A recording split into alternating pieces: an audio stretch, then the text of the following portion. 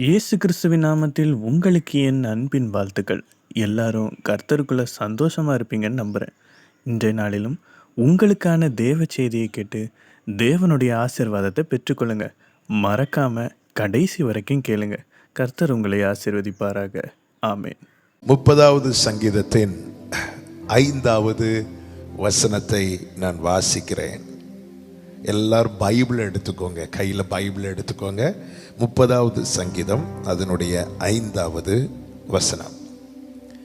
அவருடைய கோபம் ஒரு நிமிஷம், அவருடைய தயவோ நீடிய வாழ்வு. சாயங்காலத்தில் அழுகை தங்கும், விடியற் காலத்திலே களிப்புண்டாகும். விடியற் காலத்திலே களிப்புண்டாகும். கர்த்தர் தந்த இந்த நல்ல வார்த்தைக்காக எல்லாரும் கரங்களை உயர்த்தி ஆண்டவருக்கு மகிமை செலுத்துவோமா? ஹல்லேலூயா. விடியற் காலத்தில் களிப்புண்டாகும். கடந்த நாட்களிலே கர்த்தர் சிந்தையில் வைத்த வார்த்தை இதுதான், விடியற் காலம். விடியற் காலம். என கேட்கிற அன்பு சகோதரா சகோதரி, நம்பிக்கையோடு எதிர்பார்ப்போடு கர்த்தர் என்னோடு கூட ஒரு வார்த்தை பேச மாட்டாரா என்று ஏக்கத்தோடு இந்த மீட்டிங்கை கவனித்து கொண்டிருக்கிற, இந்த ஆராதனை கவனித்து கொண்டிருக்கிற ஒவ்வொருவரை பார்த்து நான் இயேசுவின் நாமத்தில் இந்த வார்த்தைகளை சொல்லுகிறேன். அவருடையவர்கள் மகிழும்படியான ஒரு விடியலை கர்த்தர் குறித்திருக்கிறார். ஆமென். சாயங்காலத்தில் அழுகை தங்கும், உண்மைதான். ஆனால் விடியற் காலத்தில் மகிழ்ச்சி உண்டாகும், களிப்புண்டாகும். அவருடையவர்கள் மகிழும்படியாக தேவன் ஒரு விடியலை குறித்திருக்கிறார். தேவன் அவருடையவர்களை மகிழ பண்ண ஒரு விடியற் காலத்தை குறித்திருக்கிறார். என கேட்கிற அன்பு சகோதரா சகோதரி, இயேசுவின் நாமத்தில் இந்த வார்த்தைகளை நான் பிடித்து கொண்டு உங்களுக்கு சொல்லுகிறேன். உனக்கு ஒரு விடியல் உண்டு, உனக்கு ஒரு விடியல் உண்டு. நம்புகிறவர்கள் இந்த வசனத்துக்கு மேல கையை வச்சு அல்லது இந்த வசனத்தை நெஞ்சோடு சேர்த்து வைத்து கொண்டு என் கூட சேர்ந்து இப்பொழுது அறிக்கை செய்யுங்க பார்க்கலாம்.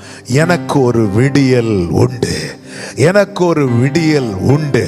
நான் மகிழும்படியாக எனக்கு ஒரு விடியற் காலையை கர்த்தர் குறித்திருக்கிறார். நான் மகிழும்படியாக எனக்கு ஒரு விடியற் காலத்தை கர்த்தர் குறித்திருக்கிறார்.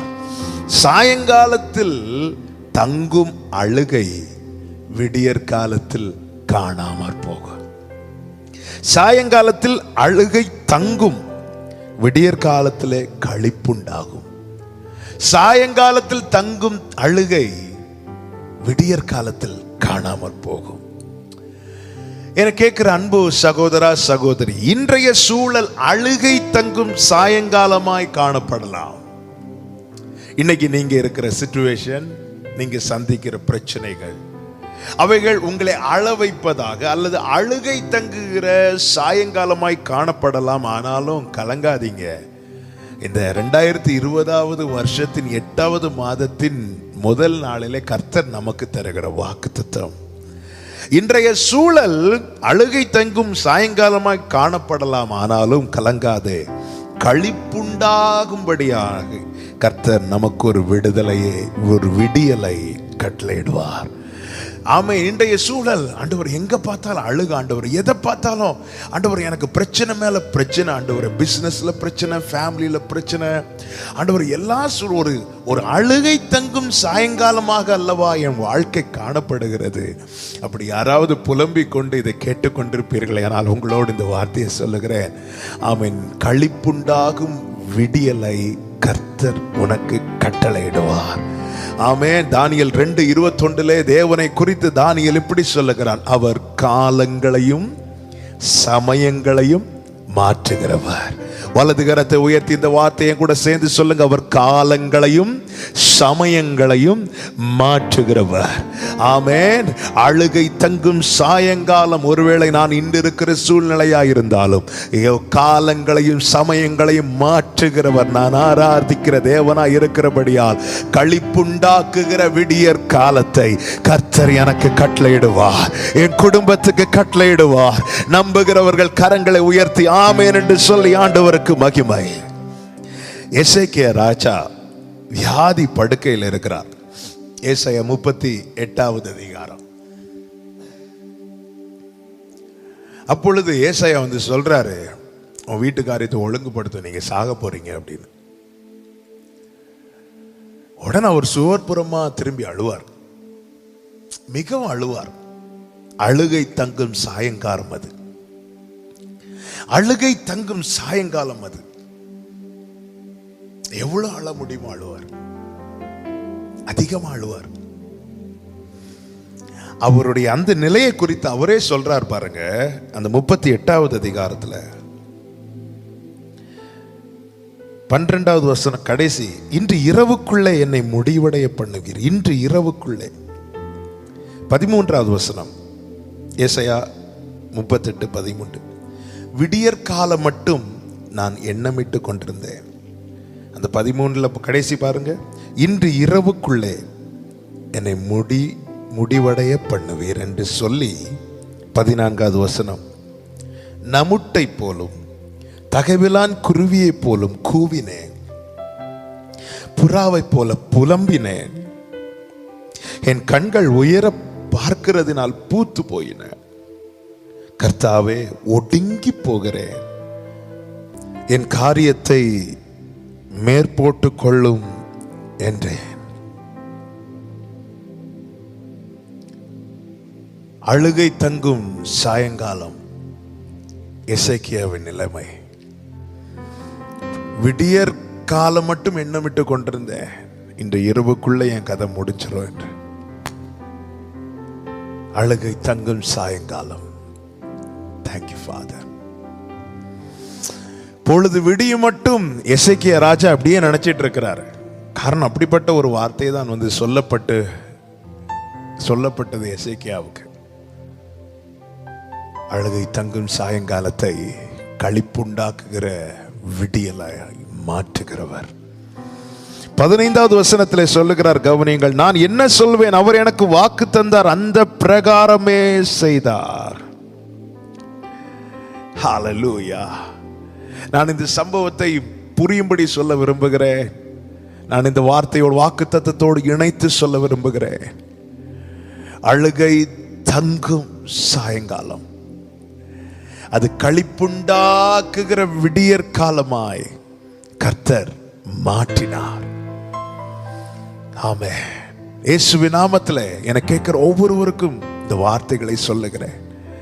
பல சூழ்நிலையில நாம் சிக்குண்டவர்களாய், நாம் அடைக்கப்பட்டு அழுவதற்கு பலன் கூட இல்லாத நிலையில் காணப்படுகிற அப்படிப்பட்ட தருணங்கள் வாழ்க்கையில் வரும்போது, இதோடு எல்லாம் முடிந்தது, இன்று இரவுக்குள்ளே என் கதை முடிந்து விட்டது என்று இதே எசேக்கியா ராஜாவை போல நாமும் பல சூழ்நிலைகளில் அழுததுண்டு. இப்பொழுது கூட இதை பார்த்து கொண்டிருக்கிறவர்கள் சிலர் அழுது கொண்டு இதை கேட்டுக்கொண்டிருக்கலாம். ஆனால் ஒன்றை புரிந்து கொள்ளுங்கள், விடியற் காலத்து இனி ஒரு விடியலை நான் காண மாட்டேன் என்று இருந்தவன் இப்பொழுது சொல்லுகிறான், இப்பொழுது நான் என்ன சொல்லுவேன், அவர் எனக்கு வாக்கு தந்தார், அந்த பிரகாரமே செய்தார். என்ன வாக்கு கொடுத்தார்? நான் உன் விண்ணப்பத்தை கேட்டேன், உன் கண்ணீரை கண்டேன், உன் நாட்களுடைய 15 வருஷத்தை நான் கூட்டுவேன் என்று எசேக்கியா ராஜாவுக்கு வாக்கு கொடுத்தார். கொடுத்த பிரகாரமே செய்தார். இந்த ஆகஸ்ட் மாதத்தின் இந்த முதல் நாளில் இந்த சத்தத்தை கேட்டுக்கொண்டிருக்கிற அன்பு சகோதரா சகோதரி, அவர் உனக்கு என்ன வாக்கு கொடுத்தாரோ அதன் பிரகாரமே செய்வார். அழுகை தங்கும் சாயங்காலம், ஆமேன், அந்த வார்த்தையை ஒரு நாளும் மாற்றப் போவது கிடையாது. களிப்புண்டாக்குகிற விடியற் காலத்தை கர்த்தர் உனக்கு தருவேன் என்று சொன்னது உண்மையானால் அவர் சொல்ல ஆகும், அவர் கட்டளையிட நிற்கும். இந்த எசேக்கியா ராஜா ராஜா அழுகை தங்கும் சாயங்காலத்தில் புலம்பினான், கதறினான், மிகவும் அழுதான். ஆனால் கர்த்தர் களிப்புண்டாக்குகிற விடியலை கொடுத்த போது எசேக்கியா ராஜா சொல்லுகிறார் பாருங்கள், 19வது வசனம், நான் இன்று செய்கிறது போல உயிரோடு இருக்கிறவனே உம்மை துதிப்பான். 20வது வசனம், கர்த்தர் என்னை ரட்சிக்க வந்தார், ஆகையால் எங்கள் ஜீவனால் எல்லாம் கர்த்தருடைய ஆலயத்தில் என் கீத வாத்தியங்களை வாசித்து பாடுவோம் என்று எழுதி வைத்தானாம். கர்த்தருக்கு மகிமை உண்டாவதாக. அழுகை தங்கும் சாயங்காலம் உன்னை புலம்ப வைக்கலாம், ஆனால் உன்னை பாடி மகிழ பண்ணும்படியாய் ஆமென் ஒரு விடியற் காலத்தை கர்த்தர் கட்டளையிட போகிறார். எத்தனை பேர் நம்புறீங்க? இந்த புதிய மாதத்தில் கர்த்தர் என்னோடு தான் பேசி கொண்டிருக்கிறார் என்கிற நிச்சயம் உள்ளவர்கள் இருக்கிற இடத்துல 2 கரங்களை உயர்த்தி, தகப்பனே அப்பா உமக்கு கோடி ஸ்தோத்திரம், என் வாழ்க்கையில் அழுகை தங்கும் சாயங்காலத்தை நீர் களிப்புண்டாக்கும் விடியற் காலமாய் மாற்ற போகிற கிருபைகளுக்காக ஸ்தோத்திரம், ஸ்தோத்திரம். கர்த்தர் அதை செய்வார். ஹல்லேலூயா. இனி ஒரு அடையாளம் தரவா? இனி ஒரே ஒரு அடையாளத்தை மட்டும் சொல்லி நான் ஜெபிக்கிறேன். கர்த்தர் மோசேயை பார்த்து சொன்னார், ஒவ்வொரு கோத்திரங்கள் சார்பாக ஒவ்வொரு கோலை எடுத்து உடன்படிக்கை பெட்டிக்கு முன்னாடி வைங்க, வச்சுட்டு நெக்ஸ்ட் டே மார்னிங் வந்து பாருங்க அப்படின்னார். நான் தெரிந்து கொள்றவனுடைய கோல் துளிர்க்கும் என்றார். எல்லாரும் சார்பா வைத்தாங்க. ஆரோன் கையில் இருந்த அந்த உலர்ந்த கோலும் உடன்படிக்கை பெட்டிக்கு முன்னாடி பிரசன்னத்தில் வைக்கப்பட்டது.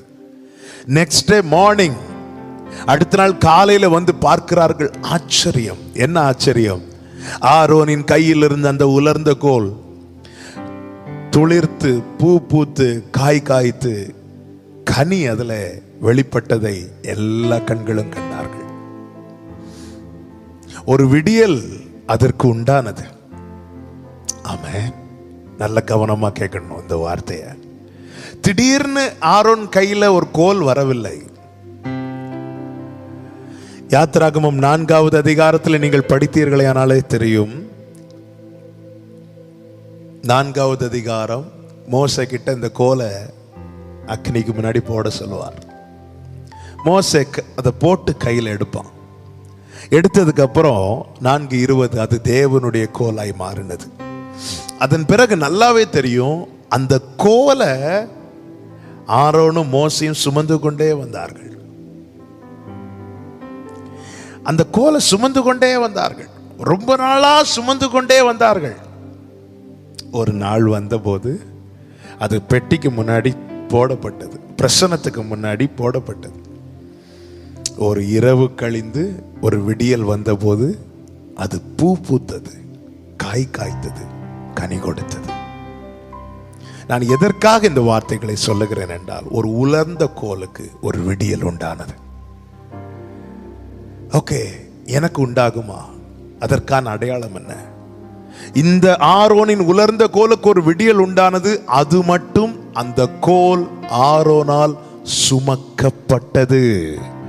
என கேட்கிற அன்பு சகோதரா சகோதரி, எனக்கு ஒரு விடியல் உண்டாகுமா என்கிற கேள்வியோடு இதை கேட்டுக்கொண்டிருக்கிற ஒவ்வொருவருக்கும் சொல்லுகிறேன், விடியல் உண்டாகும் என்பதற்கான அடையாளம் என்ன தெரியுமா? இதுவரைக்கும் உலர்ந்து போன பிறகும் கர்த்தர் சுமந்து கொண்டுதானே வருகிறார். இதுவரைக்கும் அவர் எத்தனை பேர் சொல்வீங்க, அவர் சுமக்கிறார், நான் இருக்கிறேன். அவர் இந்த 7 மாதங்கள் சுமந்து கொண்டு வந்ததுனால இந்த 8வது மாதத்தை நான் கண்டேன். ஆமென். ஆரோனால் சுமக்கப்பட்ட அந்த உலர்ந்த கோலுக்கு ஒரு விடியல் உண்டாகுமானால், என் தேவனால் சுமக்கப்படுகிற எனக்கு ஒரு விடியல் உண்டு. நம்புறவங்க கரங்களை உயர்த்தி ஆமென் என்று சொல்லி, ஆமென். அவர் உயிரோடு இருக்கிறார், எனக்கு ஒரு விடியல் உண்டு. அவர் என்ன சுமக்கிறார், எனக்கு ஒரு விடியல் உண்டு. என் ஆண்டவர் நல்லவர். விடியற் காலம், க்ளோரி. ஆண்டவர் இந்த வார்த்தையை கடந்த நாளில் சிந்தையில வைத்து இந்த ரேமாவாக கொடுத்தார். நான் இந்த புதிய மாதம் இந்த காலை வேளையில் இந்த வார்த்தையை நான் உங்கள் மத்தியில் தீர்க்க தரிசனமாய் சொல்லுகிறேன். இதுதாங்க நம்பிக்கை. அறிக்கை செய்யுங்க. அழகை தங்கும் சாயங்காலம் உன் வாழ்க்கையின் முடிவல்ல, களிப்புண்டாக்குகிற ஒரு விடியல் கர்த்தர் உனக்கு கட்டளையிடுவார். நம்புறவங்க கரங்களை உயர்த்தி ஆமேன் சொல்லுங்க. ஆமேன். ஆரோனால் சுமக்கப்பட்ட அந்த உலர்ந்த கோலுக்கு ஒரு விடியல் உண்டாகுமானால், பிரதான ஆசாரியர் நம் தேவனால் சுமக்கப்படுகிறோம். நமக்கு ஒரு விடியல் உண்டு. அவர் உயிரோடு இருக்கிறார். கர்த்தர் நல்லவர். களிப்புண்டாக்குகிற, மகிழ்ச்சி உண்டாக்குகிற விடியற் காலத்தை கர்த்தர் உனக்கு கட்டளையிடுவார். உனக்கு ஒரு விடியல் உண்டு. இருக்கிற இடத்துல அப்படியே கண்களை மூடி, தேங்க்யூ ஹோலி ஸ்பிரிட். எனக்கு ஒரு காலம் உண்டு, அதுவரை காத்திருப்பே. எனக்கு ஒரு காலம் உண்டு, அதுவரை காத்திருப்பே. என் நேசர் என்னை உயர்த்திடுவார். நல்ல மேய்ச்சலை நான் காண செய்வார். கேட்ட தேவ வார்த்தையின்படி தொடர்ந்து ஜெபிங்க. கர்த்தர் உங்களோடு இடைப்படுவார். நீங்க தேவனுடைய ஆசீர்வாதத்தை உங்க வாழ்க்கையில காண்பீங்க. God bless you.